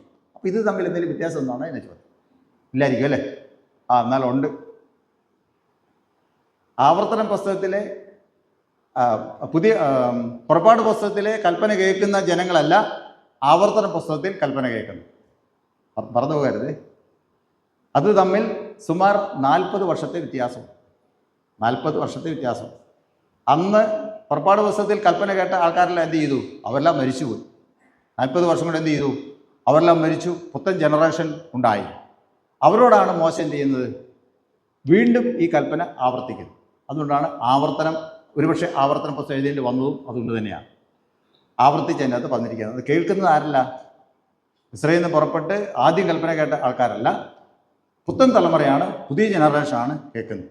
അപ്പോൾ എല്ലാ കാലത്തും എല്ലാ തലമുറകളും എന്ത് ചെയ്യണം? ഈ വചനം കേൾക്കുകയും അതിനൊട്ടും മാറ്റു കുറയാതെ എന്ത് ചെയ്യണം? ഒട്ടും അതിൻ്റെ സത്ത ചോർന്നു പോകാതെ എല്ലാ തലമുറയും അനുസരിക്കുകയും വേണം. അത് അതിനെക്കുറിച്ച് പറയുന്ന സമയത്തൊക്കെ പറയുന്നുണ്ട്, പിതാക്കന്മാർ എപ്രകാരം ദൈവത്തിൽ ഭയത്തോടെ ആശ്രയിച്ചുവോ, എത്രമാത്രം വിശ്വസിച്ചുവോ, അതിലൊട്ടും ഒരു തലമു പോലും കുറയാതെ ചെയ്യണം പുത്തൻ തലമുറയിൽ ദൈവത്തെ ആരാധിക്കും. അതുകൊണ്ട് കൃത്യമായിട്ടുള്ള വേദ പഠനം, തിരുവചനത്തിൻ്റെ പഠിപ്പീര് ഉണ്ടായിരിക്കണം എന്ന് അവർ പറഞ്ഞിട്ടുണ്ട്. അതുകൊണ്ട് നമുക്ക് ഇന്ന് വേദവസ്ത്ര പഠനം പഠിക്കുന്നതെല്ലാം എന്ത് ചെയ്തിരിക്കുന്നു? സൺഡേ സ്കൂളിൽ മാത്രമായിട്ട് എന്ത് ചെയ്യുക? നമ്മൾ ചുരുക്കിയിരിക്കുക അല്ലേ? സൺഡേ സ്കൂൾ മാത്രമാണ്. സൺഡേ സ്കൂൾ കൂടെ ഇല്ലെങ്കിൽ എന്ത് ചെയ്യും? നമ്മുടെ പിള്ളേരുടെ കാര്യം ആകെ കുഴപ്പമാണ്. നമ്മുടെ തലമുറ എന്ത് ചെയ്യും? നമ്മുടെ തലമുറ വചനം പഠിക്കുന്നതായിട്ട്. പക്ഷേ സ്ത്രീകരണത്തിൽ നിങ്ങൾ വരുമ്പോൾ നിങ്ങൾ അതിന് മുമ്പ് ഇതെല്ലാം പഠിപ്പിച്ച് കൊണ്ടുവരണം. ഉദ്ഘാടനം സൺഡേ സ്കൂളുകാരെ അല്ല ഏൽപ്പിച്ചത്. സൺഡേ സ്കൂളുകാരെ അല്ല ഏൽപ്പിച്ചത്. ആരെ ഏൽപ്പിച്ചത്? നിങ്ങളുടെ മാതാപിതാക്കന്മാരെയും ജ്ഞാനമാതാപിതാക്കന്മാരെയാണ് ഏൽപ്പിച്ചുകൊണ്ടിരിക്കുന്നത്. ജ്ഞാനമാതാപിതാക്കന്മാരെയാണ് ഏൽപ്പിച്ചുകൊണ്ടിരിക്കുന്നത്. എന്നെല്ലാം ചെയ്യണമെന്ന് പറഞ്ഞു? ഈ കൊച്ചിനെ കർത്താവിൻ്റെ പ്രാർത്ഥന പഠിപ്പിക്കണം, പിന്നെ വിശ്വാസ പ്രമാണം പഠിപ്പിക്കണം, പിന്നെ എന്ത് ചെയ്യണം? കൽപ്പനകൾ പഠിപ്പിക്കണം. പിന്നെ ഒരു ക്രിസ്ത്യാനി എങ്ങനെയാണോ ജീവിക്കേണ്ടത് ആ കാര്യങ്ങളെല്ലാം എന്ത് ചെയ്യണം? ഈ കൊച്ചിനെ പറഞ്ഞ് മനസ്സിലാക്കണം. അതിനുശേഷം എന്ത് ചെയ്യണം? സ്ഥിരീകരിപ്പാനായിട്ട് എന്ത് ചെയ്യണം? എപ്പിസ്കോപ്പയുടെ അടുക്കൽ കൊണ്ടു ചെല്ലാനും കരുതിക്കൊള്ളണം. എപ്പിസ്കോപ്പ എന്ന് പറഞ്ഞാൽ ആരാണോ? എപ്പിസ്കോപ്പ ആരാ? ബിഷോപ്പിൻ്റെ അടുത്ത് കൊണ്ടുചെല്ലണം. നമ്മൾ സാധാരണത്തിൽ 14 വയസ്സ് തൊട്ടാണ് സ്ഥിരീകരണത്തിന് എന്ത് ചെയ്യുന്നത്? കുഞ്ഞുങ്ങളെ എടുക്കുന്നത് അല്ലേ? അപ്പോൾ 14 വർഷത്തിന് മുമ്പ് നിങ്ങളുടെ ജ്ഞാനമാതാക്കന്മാരും മാതാപിതാക്കന്മാരും കൂടെ ചേർന്ന് നിങ്ങളെ ഈ കാര്യമെല്ലാം പറഞ്ഞ് പഠിപ്പിക്കാമെന്നും പറഞ്ഞ് നിങ്ങളെ പള്ളിയിൽ നിന്ന് കൊണ്ടുപോയി, ഞങ്ങളുടെ കയ്യിൽ നിന്ന് മേടിച്ച് കൊണ്ടുപോയി നിങ്ങളെ, അല്ലെങ്കിൽ നിങ്ങളുടെ കയ്യിൽ തന്നു, നിങ്ങളുടെ പേരൻസിൻ്റെ കയ്യിൽ നിങ്ങളെ തന്നു വിട്ടു. എന്തിനു വേണ്ടി? നല്ല ഒന്നാന്തര കുഞ്ഞുങ്ങളായി കൽപ്പനകളൊക്കെ പഠിപ്പിച്ച് എന്ത് ചെയ്യണം? നല്ല മിടുക്കന്മാരായ മിടുക്കളായിട്ട് സ്ഥിരീകരിപ്പാനായിട്ട് എന്തിനാണ്? പ്രതിഷ്ഠയ്ക്കായിട്ട് എന്ത് ചെയ്യണം? ഇവിടെ കൊണ്ടുവരണം. അങ്ങനെ നിങ്ങൾ വന്നിരിക്കുക. രാവിലെ പേരൻസ് ജ്ഞാനബാധകന്മാരെല്ലാം കണ്ട് നിങ്ങൾ എന്ത് ചെയ്തിരിക്കുകയാണ്? ഇവിടെ കൊണ്ടുവന്ന് തന്നിരിക്കുകയാണ്. ഞങ്ങളെല്ലാം എന്ത് ചെയ്തിട്ടുണ്ട്? ഈ പറഞ്ഞ കാര്യങ്ങളെല്ലാം പഠിപ്പിച്ചിട്ടുണ്ട്. നിങ്ങളുടെ പപ്പായും മമ്മിയും നിങ്ങളുടെ ഡാഡിയും മമ്മിയൊക്കെ ഈ കാര്യം ചോദിച്ചോ പഠിപ്പിച്ചോ എന്നൊന്നും ഞാൻ ചോദിക്കുന്നില്ല. കാരണം അവരിവിടെ ഒത്തിരി പേര് വന്നിട്ടുണ്ട്. അതുകൊണ്ട് അവരോട് ചോദിക്കുന്നു. നിങ്ങൾ പഠിപ്പിച്ചോ നിങ്ങളോടും ചോദിക്കുന്നില്ല. കാരണം നിങ്ങൾ അതിന് വിരുദ്ധമായിട്ട് ഉത്തരം പറഞ്ഞാൽ എന്ത് ചെയ്യും? അത് അവർക്കൊരു ക്ഷീണമാണ്. ഓക്കെ, അതുകൊണ്ട് നിങ്ങളോട് എല്ലാവരും ചോദിച്ചായിട്ട് ഓർക്കുക, നമ്മൾ ഈ കുഞ്ഞുങ്ങളെ ദൈവപക്ഷം ചേർത്ത് നിർത്തുവാനായിട്ട് എന്തെങ്കിലും ഒരു പരിശ്രമം നമ്മൾ ചെയ്തിട്ടുണ്ടോ എന്ന് നോക്കുക. ഇപ്പോഴുള്ള ഇവിടെ വന്നിരിക്കുന്ന പേരൻസും കുഞ്ഞമ്മച്ചിമാരും കുഞ്ഞപ്പച്ചന്മാരും കുഞ്ഞുമമ്മിമാരും കുഞ്ഞുപപ്പന്മാരും ഡാഡിമാരെല്ലാം ശ്രദ്ധിക്കണം. കുഞ്ഞുങ്ങളെ ദൈവ പൈതലാണെന്ന് ഓർമ്മപ്പെടുത്തിക്കൊണ്ട് വളർത്തേണ്ട ചുമതല നമുക്കാണ്. ഏറ്റവും ചെറുപ്പത്തിൽ അവരെ, എത്രയും ചെറുപ്പത്തിലേ അവരെ വചനം അവരെ പഠിപ്പിക്കുന്നുവോ, കൽപ്പനകൾ പഠിപ്പിക്കുന്നുവോ, അതവരിൽ നടുന്നുവോ, അതൊരിക്കൽ എന്തു ചെയ്യും? അതവരിൽ ക്രിയ ചെയ്യും എന്നുള്ള കാര്യത്തിന് യാതൊരു സംശയവുമില്ല. അതുകൊണ്ട് ഏറ്റവും ചെറുപ്രായത്തിൽ തന്നെ ദൈവത്തിൻ്റെ പ്രമാണങ്ങൾ, ദൈവമേ എന്ന് വിളിക്കാൻ അവരെ പഠിപ്പിക്കണം, കർത്താവേ എന്ന് വിളിക്കാൻ അവരെ പഠിപ്പിക്കണം, ദൈവത്തിൻ്റെ പൈതലാണ് ഞാൻ എന്ന് അവരെ പറഞ്ഞ് മനസ്സിലാക്കണം, കർത്താവിൻ്റെ പ്രാർത്ഥന അവരെ ചൊല്ലി പഠിപ്പിക്കണം, ദൈവത്തിൻ്റെ രാജ്യം വരണം എന്നുള്ള പ്രാർത്ഥന അവരെ പഠിപ്പിക്കണം, ദൈവത്തിൻ്റെ ഇഷ്ടം ഇവിടെ ചെയ്യപ്പെടണം എന്ന് കുഞ്ഞുങ്ങളെ പഠിപ്പിക്കണം. അതിനുവേണ്ടിയുള്ള കൽപ്പനകൾ നമ്മുടെ കുഞ്ഞുങ്ങളെ ഒരുപക്ഷെ സ്കൂളിൽ വിടുന്നതിന് മുമ്പ് നമ്മൾ അവരെ പഠിപ്പിച്ചു വിടുവാണെങ്കിൽ അത് ഏറ്റവും ഗുണകരമായിരിക്കും എന്നുള്ള കാര്യത്തിന് യാതൊരു സംശയവുമില്ല. ഇന്ന് നമ്മളതിനെ മെനക്കെടുന്നുണ്ടോ എന്നാണ് എൻ്റെ ചോദ്യം. ഇന്ന് നമ്മുടെ കുഞ്ഞുങ്ങളെ നമ്മൾ എന്ത് ചെയ്യുന്നു? അവരെ ഒരു പ്രാർത്ഥന ചൊല്ലി കൊടുക്കുന്നുണ്ടോ? എനിക്ക് സംശയമാണ്. ഒരിക്കൽ ഞാനിങ്ങനെ ട്രെയിനിൽ യാത്ര ചെയ്യുമ്പോൾ രാത്രിയിൽ സന്ധ്യയായി, ഒരു കൊച്ച് ഉറക്കം, ഒരു കൊച്ചും ഒരു അമ്മയുണ്ട്, വേറെ കുറേ അധികം ആൾക്കാരുണ്ട്. അപ്പോൾ കൊച്ച് ഭയങ്കര കരച്ചിലാണ്. അവന് ഒരു പെങ്കൊച്ചാണ്, കുഞ്ഞു കൊച്ചാണ്. വർത്താനമൊക്കെ പറയും. കൊച്ച് കരയാൻ തുടങ്ങി, നമുക്ക് ഉറക്കം വരുന്നുണ്ട്. ഉടനെ അതിൻ്റെ അമ്മ, അതൊരു കുഞ്ഞമ്മച്ചി, കൊച്ചിനെ വിളിച്ച് പ്രാർത്ഥിക്കാമെന്ന് പറഞ്ഞ് കൊച്ചിനെ എന്ത് ചെയ്യും? ട്രെയിനിലെ ആൾക്കാരെല്ലാം ഉണ്ട് അവിടെ. കൊച്ച് പ്രാർത്ഥിക്കാമെന്ന് പറഞ്ഞപ്പോൾ എന്ത് ചെയ്യുന്നു? ആ കൊച്ചു മുട്ട നിന്ന് കൈകൂപ്പിക്കൊണ്ട് ഈ അമ്മ പ്രാർത്ഥന ചൊല്ലിക്കൊടുത്തു. പ്രാർത്ഥന കഴിഞ്ഞ് കൊച്ചു കിടന്നു. CSIക്കാരാണോ എന്ന് എനിക്ക് സംശയം ഉണ്ട്. കാരണം CSIക്കാരാണ് അത്രയും സാഹസം കാണിക്കുമെന്ന് എനിക്ക് തോന്നുന്നു. മറ്റേതോ സഭക്കാരാണ്.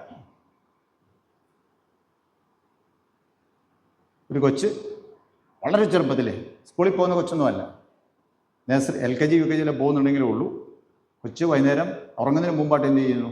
കൊച്ചിനെ പ്രാർത്ഥന ചൊല്ലാൻ വേണ്ടി നിർബന്ധിക്കുന്നു. കൊച്ച് നിർബന്ധിക്കുന്നു. അപ്പോൾ അത് കൊച്ചിൻ്റെ ഒരു ശീലമാണ്. സന്ധ്യയിൽ എന്ത് ചെയ്യണം? പ്രാർത്ഥിച്ചിട്ടേ കിടക്കും. ഓക്കെ, എൻ്റെ ചോദ്യം, നമ്മുടെ കുഞ്ഞുങ്ങളെ എത്ര പേരെ ഇങ്ങനെ നമ്മളങ്ങനെ നിർബന്ധിക്കാറുണ്ട്? നമ്മൾ കണ്ണുരുട്ടി കൈക്കാലുകളൊക്കെ കാണിച്ചാണ് കടന്നോണം അടുത്ത് അല്ലേ, എന്നിട്ട് നമ്മുടെ ആവശ്യത്തിന് പോവുക. അതുകൊണ്ട് അവരെന്നാ പഠിക്കുന്നത്? ഒരു പക്ഷേ നമ്മൾ ഓർക്കും അവരൊന്നും പഠിച്ചില്ല. പഠിച്ചു. കണ്ണുരുട്ടാനും കൈ ചുട്ടി കാണിക്കാനും അവർ പഠിച്ചു. പ്രാർത്ഥന ചൊല്ലാനോ എന്തില്ല പഠിച്ചു. ചെറുപ്പത്തിൽ എന്തിനും അവരെ പഠിപ്പിക്കണം, വളരെ ചെറുപ്പത്തിലെ. അത് അവരിൽ എന്തിനും ഒരു ശീലമായിട്ട് വളരണം. നമ്മളെ അവർ വളരെയധികം ശ്രദ്ധിക്കുന്നുണ്ട്. മാതാപിതാക്കന്മാരെ എന്ത് ചെയ്യുന്നുണ്ട്? കുഞ്ഞുങ്ങൾ വളരെ ശ്രദ്ധിക്കുന്നുണ്ട്. നമ്മളെന്താ ചെയ്യുന്നതെന്നാണ് അവരുടെ നോട്ടം മുഴുവനും. കാരണം അവരെ ആദ്യം കാണുന്ന ആരെയാണ്? ഈ പേരൻസിനെയാണ് കാണുന്നത്. അതുകൊണ്ട് അവരുടെ ചലനങ്ങൾ, അവരുടെ രീതികളെല്ലാം എന്ത് ചെയ്യുന്നുണ്ട്? കുഞ്ഞുങ്ങൾ പഠിക്കുന്നുണ്ട്. ഒരുപക്ഷെ നമ്മൾ അവർക്ക് അവരെ ഒന്നും പഠിക്കുന്നില്ല, പഠിക്കുന്നുണ്ട്. അതുകൊണ്ടാണ് ഇവിടെ നിങ്ങൾ പ്രതിജ്ഞ എടുത്തു പോകുന്നത്, ഈ കൊച്ചിനെ അനുകരിക്കാൻ കൊള്ളാത്ത യാതൊരു സംഗതികളും ഈ കൊച്ചിന് മുമ്പിൽ നിങ്ങൾ ചെയ്യരുത് എന്ന് പറഞ്ഞ് പോകുന്നു. ചെയ്യത്തില്ലെന്നും പറഞ്ഞാണ് നിങ്ങൾ പോയിരിക്കുന്നത്. അത് നമ്മൾ അനുഷ്ഠിക്കേണ്ട ചുമതല നമുക്കുണ്ട്. ഞാൻ പറഞ്ഞു വരുന്നത്, ദൈവവുമായി ചേർത്ത് നിർത്താനുള്ള ഉപദേശം വളരെ ചെറുപ്പത്തിലേ നമ്മൾ കുഞ്ഞുങ്ങൾക്ക് കൊടുക്കണം. ഇല്ലെങ്കിൽ എന്ത് ചെയ്യത്തില്ല? ഇല്ലെങ്കിൽ അതിനു മുമ്പേ മറ്റ് പ്രമാണങ്ങൾ അവർ പഠിക്കും. ഇന്നലെ ഞാൻ പറഞ്ഞപ്പോൾ പറഞ്ഞു, നമ്മുടെ CSIക്കാർക്ക് വന്നിരിക്കുന്ന ഏറ്റവും വലിയൊരു കുഴപ്പം, നമ്മൾ 14 വയസ്സിലാണ് നമ്മൾ എന്ത് ചെയ്യുന്നത്? വാസ്തവം പറഞ്ഞ കൽപ്പനകൾ സീരിയസ് ആയിട്ട് കുഞ്ഞുങ്ങളെ പഠിപ്പിക്കും. 14 വയസ്സിന് മുമ്പ് അവരെന്ത് ചെയ്യും? അവർ ധാരാളം ലോകത്തിൻ്റെ കൽപ്പനകൾ പഠിച്ചിട്ടുണ്ട്. ലോകത്തിൻ്റെ പ്രമാണങ്ങൾ ധാരാളം അവർ പഠിച്ചു. ധാരാളം പഠിച്ചിട്ടുണ്ട് അവർ. അതെവിടുന്നാണ് പഠിച്ചത്? എങ്ങനെയാണ് പഠിച്ചത്? നമ്മൾ പഠിപ്പിച്ച അവരെ. കുഞ്ഞുങ്ങൾ കരയാതിരിക്കാൻ വേണ്ടി നമ്മൾ എന്താ ചെയ്യും? ചുമ്മാ നമ്മൾ നടക്കാൻ പോലും കമന്ന് വീഴാൻ പോലും പറയാത്ത കുഞ്ഞുങ്ങളെ അവരുടെ കയ്യിൽ നമ്മൾ എന്നാ കൊടുക്കും? അവരുടെ കൈ പിടിക്കാൻ പറ്റിയൊരു ഫോണങ്ങ് കൊടുക്കും അല്ലേ? അത് അവർ കണ്ടുകൊണ്ടിരുന്നത്. നമ്മളവർക്കും അതിനൊന്നും അറിയത്തില്ല, ഒരു ചുക്കും അറിയത്തില്ല, ഉണ്ണാൻ അറിയത്തില്ല. കഴിഞ്ഞ പ്രാവശ്യം പറഞ്ഞിട്ട് ഒരു കൊച്ച് സംസാരിക്കാൻ തുടങ്ങി. പക്ഷേ കൊച്ച് പറയുന്നത് മുഴുവൻ ഹിന്ദിയാണ് സംസാരിക്കുക. അതെങ്ങനെ? ആ വീട്ടിലാരും ഹിന്ദി അറിയത്തില്ല, അത്രയും അറിവുള്ള ആൾക്കാരും ഇല്ല. പക്ഷേ കൊച്ച് സംസാരിക്കുന്നത് മുഴുവൻ ഹിന്ദിയാണ്. ചോദിച്ചപ്പോഴാണ് മനസ്സിലാകുന്നത് ഈ കൊച്ച് ഹിന്ദി സീരിയലല്ല എൻ്റെ മക്കളെ, കാർട്ടൂണാണ് കാണുന്നത്. ഹിന്ദി കാർട്ടൂണാണ് കൊച്ച് കാണുന്നത്. അത് കൊച്ചിനറിയാം. കൊച്ചിന് മനസ്സിലാകാതിരിക്കട്ടെ എന്ന് പറഞ്ഞാൽ ഒരു പക്ഷേ ഹിന്ദിയിലുള്ള കാർട്ടൂൺ കൊച്ചിനെ കാണിച്ചത്. കൊച്ച് പഠിച്ചെന്താണ്? ഹിന്ദിയിലും വളരെ ഭംഗിയായിട്ടാണ് കൊച്ച് സംസാരിക്കും. മലയാളം അറിയത്തുമില്ല. എത്രയും വേഗത്തിലാണ് അവർ കാര്യങ്ങൾ മനസ്സിലാക്കുക. കാർട്ടൂണിലെല്ലാം ഭയങ്കരമായുള്ള സന്ദേശങ്ങളുണ്ട്. ഭയങ്കരമായുള്ള സന്ദേശങ്ങൾ തന്നെ തുടങ്ങിയിട്ടുണ്ട്. അത് നമുക്ക് മനസ്സിലാകുന്നില്ല, അവർക്ക് മനസ്സിലാവും. എന്നിട്ട് അവരെന്ത് ചെയ്യുന്നു? ആ രീതിയിൽ അവരെന്ത് ചെയ്യും? അവർ പ്രതികരിക്കും. എപ്പോൾ നമ്മൾ ഈ ദൈവത്തിൻ്റെ പ്രമാണം അവരുടെ ഉള്ളിൽ ആക്കുന്നതിന് മുമ്പ് തന്നെ ലോകത്തിൻ്റെ പ്രമാണങ്ങൾ അവരെന്ത് ചെയ്തിരിക്കുന്നു? അവർ മനസ്സിലാക്കിയിരിക്കുന്നു, അവിടെ മനസ്സിൽ പതിഞ്ഞിരിക്കുന്നു. അതുകൊണ്ടാണ് പറഞ്ഞ ഏറ്റവും ചെറുപ്പത്തിലെ കുഞ്ഞുങ്ങളെ നമ്മൾ വളർന്നു വരുന്ന തലമുറയെ നമ്മൾ അപ്രകാരം വചനത്തിൽ വളർത്തണം എന്ന് പറഞ്ഞു വരുന്നു. ഓക്കെ, നമ്മൾ ഏത് പള്ളിക്കാരാ മക്കളെ? ഏത് പള്ളിക്കാരാ? CSI എന്ന് പറഞ്ഞാൽ എന്നതാ? Church of south India. അപ്പോൾ നോർത്ത് ഇന്ത്യയിലോ?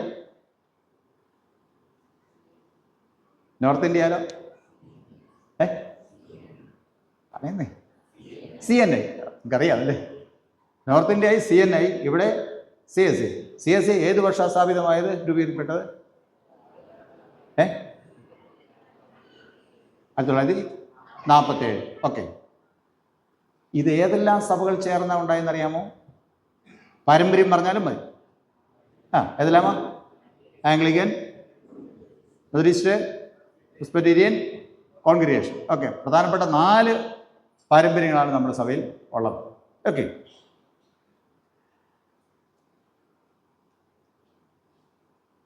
നമ്മുടെ സഭയ്ക്ക്, CSI സഭയ്ക്ക് നമ്മൾ എത്ര സക്രമന്തുകളാണ് ഉള്ളത്? ഏതെല്ലാം? ജ്ഞാനവും തിരുത്താഴും. ഓക്കെ, മുറകൾ എത്രയാണുള്ളത്? എത്ര മുറകളുണ്ട്? ഉറക്കെ പറയുന്നേ. 2. ആരോടെല്ലാമാണ് നമുക്ക് മറയുള്ളത്? ഒന്ന് ദൈവത്തോടും പിന്നെ മനുഷ്യരോടും, അല്ലെങ്കിൽ ദൈവത്തോടും കൂട്ടുകാരോടും, അല്ലേ? ഓക്കെ. ഇവിടെ നിങ്ങൾ അല്പം കഴിയുമ്പോൾ നിങ്ങൾ ചില ചോദ്യങ്ങൾ നിങ്ങളോട് ചോദിക്കുന്നുണ്ട്. ആ ചോദ്യത്തിന് ഉത്തരവ് ഞാൻ അന്നേരം പറഞ്ഞു തരുന്നുണ്ട്. പക്ഷേ ആ ചോദ്യവും നിങ്ങൾ പറയുന്ന ഉത്തരവ് എന്ത് ചെയ്യണം? നിങ്ങൾ കുറച്ച് സമയം കിട്ടുന്നുള്ളെങ്കിൽ പോലും എന്ത് ചെയ്യണം? അത് നിങ്ങൾ ഓർക്കണം. എന്താണ് നിങ്ങളോട് ചോദിക്കുന്ന ചോദ്യം, എന്താണ് നിങ്ങൾ അതിന് പറയുന്ന ഉത്തരം? അത് പ്രത്യേകിച്ച് ശ്രദ്ധിച്ചോണം. അതിൻ്റെ അത് ഒരു കാര്യം പറയുന്നത്, വേദോസം വായിക്കുമെന്നാണ് ചോദ്യം. വേദോസം നിങ്ങൾ എല്ലാ ദിവസവും വായിക്കുമോ? വായിക്കുന്നതിൽ ബദ്ധസ്ഥരായിരിക്കുമോ? വേദോസം വായിക്കുകയും പ്രാർത്ഥിക്കുകയും ചെയ്യുമോ എന്ന് നിങ്ങൾ എന്ത് ചെയ്യും? അവിടെ ഞാൻ സമ്മതിക്കുന്നു എന്നാണ് പറയുന്നത്. ഞാൻ എന്ത് ചെയ്യുന്നു? ചെയ്യുമോ എന്ന് ഞാൻ സമ്മതിക്കും, ഞാൻ അത് വായിക്കും എന്നാണ് പറയുന്നത്. വായിക്കുമെന്ന് പറഞ്ഞാൽ എന്ത് ചെയ്യണമെന്ന് അർത്ഥം? വായിക്കുമെന്ന് പറഞ്ഞാൽ വായിക്കണം. ആണുങ്ങൾക്ക് പെണ്ണുങ്ങൾക്ക് വാക്ക് പറഞ്ഞാൽ എന്തോ ഉള്ളൂ? ഒറ്റ വാക്ക്, അല്ലേ? വേദോസം പറയുന്നു, നിങ്ങളുടെ വാക്ക് ഉവ്വെന്ന് പറഞ്ഞാൽ ഉവ്വെന്നിരിക്കണം, ഇല്ല എന്ന് പറഞ്ഞാൽ ഇല്ല. ഉവ്വെന്ന് പറഞ്ഞാൽ ഉവ്വ്, ഇല്ലെന്ന് പറഞ്ഞാൽ ഇല്ല. എൻ്റെ ഇടയ്ക്കൊരു സംഗതി ഇല്ല, ക്രിസ്ത്യാനികൾക്കില്ല, എനിക്കും ഇല്ല, നിങ്ങൾക്കും ഇല്ല, അല്ലേ? അതുകൊണ്ട് നിങ്ങൾ ചെയ്യും എന്ന് പറഞ്ഞാൽ എന്ത് ചെയ്യണം? ചെയ്യും. അപ്പോൾ എന്താണ് പറയുന്നത്? പിന്നെ പള്ളിയിൽ പോവുമോ? എല്ലാ വിശുദ്ധ ദിവസങ്ങളിലും പള്ളിയിൽ പോവുമോ എന്ന് ചോദിക്കുന്നുണ്ടല്ലേ? നിങ്ങൾ പറയുന്നത് പോകും എന്നാണ് പറയുന്നത്. പോകും എന്ന് പറഞ്ഞാൽ എന്ത് ചെയ്യണം? പള്ളിയിൽ പോകണം. CSIക്കാരൻ CSI പള്ളിയിൽ തന്നെ പോകണം.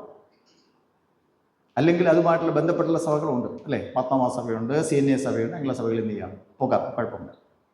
പക്ഷേ നമ്മുടെ സഭയുണ്ടെങ്കിൽ എവിടെ പോകണം? നമ്മുടെ സഭയിൽ ആരാധനയിൽ കൂടണം.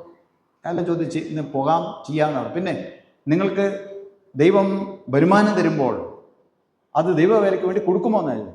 സ്തോത്രാഴ്ച ഇടാനും പാവങ്ങളെ സഹായിക്കാനും അങ്ങനെയുള്ള കാര്യങ്ങൾക്ക്, കരുണാപരമായ ആദരപരമായ കാര്യങ്ങൾക്ക് ഉപയോഗിക്കുമോ എന്ന് ചോദിക്കുന്നു. ചെയ്യുമെന്നാണ് നിങ്ങൾ പറയുന്നത്. അപ്പം പോകുന്ന വഴിക്ക് ആരെങ്കിലും ധർമ്മക്കാരൻ കൈ നീട്ടി എന്ത് ചെയ്യണം? ഒരു 50 പൈസ. 50 പൈസ എന്ന് പറഞ്ഞ ആൾക്കാർക്ക് ഇഷ്ടപ്പെടത്തില്ല. എന്നാൽ പറഞ്ഞാൽ നമ്മുടെ കൈക്ക് ഉള്ളതെല്ലാം കൊടുക്കാൻ പറ്റുള്ളൂ. എന്ത് ചെയ്യണം? കൊടുക്കണം. ഓക്കെ. കൊടുക്കുമെന്ന ചോദ്യം.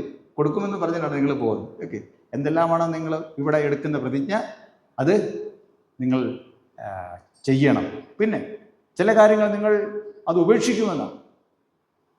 അതിനകത്ത് ഏറ്റവും പ്രധാനപ്പെട്ട ചുരുക്കി പറയുന്നത് ലോകത്തിൻ്റെ ഇമ്പങ്ങൾ എന്നാണ്. ലോകത്തിൻ്റെ ഇമ്പങ്ങൾ, ജഡത്തിൻ്റെ മോഹങ്ങൾ എല്ലാം എന്ത് ചെയ്യുന്നു? ഉപേക്ഷിക്കുന്നു. ഉപേക്ഷിക്കുക എന്ന് പറഞ്ഞാൽ എന്താ?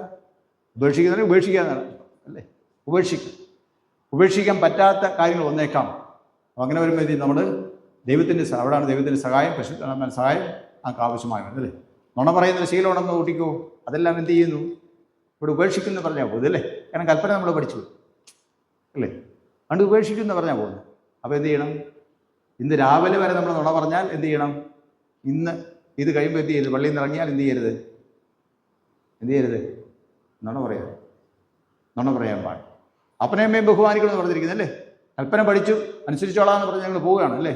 എങ്ങനെയാണ് അപ്പനയമ്മയെ അനുസരിക്കുന്നത്? പപ്പായും അമ്മയെ അനുസരിക്കുന്നത്? എങ്ങനെ അനുസരിക്കുന്നത്? നമ്മൾ സാധാരണ ഒരു പദമാണ്, എനിക്കിപ്പം നേരമില്ല. പപ്പായോ മമ്മിയോ എന്തെങ്കിലും പറഞ്ഞാൽ നമ്മൾ പറയുന്നൊരു മറുപടിയാണ് എന്താ? എനിക്കിപ്പോൾ എന്തില്ല? എനിക്കിപ്പം നേരമില്ല, അല്ലേ? അതിനെക്കാളും അപ്പുറം മാറ്റി എന്ത് ചെയ്യും? പറയുന്ന പിള്ളേരുമുണ്ട്, തീർച്ചയായിട്ടും നമ്മൾ കേൾക്കുന്നതായിരിക്കും, അല്ലേ? ഇനിയിപ്പം നേരമില്ലെന്ന് പറയാൻ പറ്റുമോ? ഇല്ല. ബഹുമാനത്തിന് അത് വിരുദ്ധമാണ്. അതനുസരിക്കാമെന്ന് പറഞ്ഞ് നിങ്ങൾ പോകുന്നു. ഓക്കെ. അപ്പോൾ വളരെ ശ്രദ്ധിക്കണം. മോഷ്ടിക്കരുതെന്നാണ് പറഞ്ഞത്, അല്ലേ? മോഷ്ടിക്കില്ല എന്ന് പറഞ്ഞ് പ്രതിജ്ഞ എടുത്തുകൊണ്ട് പോവുകയാണ്. ഇന്ന് രാവിലെ വരെ ചിലപ്പോൾ മോഷ്ടിച്ചുകൊണ്ടായിരിക്കും പോകുന്നത്, അല്ലേ? എന്തെങ്കിലുമൊക്കെ മേടിക്കാനായിട്ട്, ചായ കുടിക്കാനൊക്കെ ആയിട്ട് എന്ത് ചെയ്യുന്നു? ഫോൺ ചാർജ് ചെയ്യാനൊക്കെ എന്ത് ചെയ്യുന്നു? പപ്പയുടെ പോക്കറ്റിൽ നിന്ന് പൈസ ഇസുക്കിക്കൊണ്ടായിരിക്കും പോകുന്നത്. അവരുടെ അറിവില്ലാതെ നമ്മൾ എടുക്കുന്നതിനാണ് എന്ന് പറയുന്നത് മോഷണം എന്ന് പറയും. വേറെ കട കുത്തി തുറക്കണമെന്നൊന്നുമില്ല.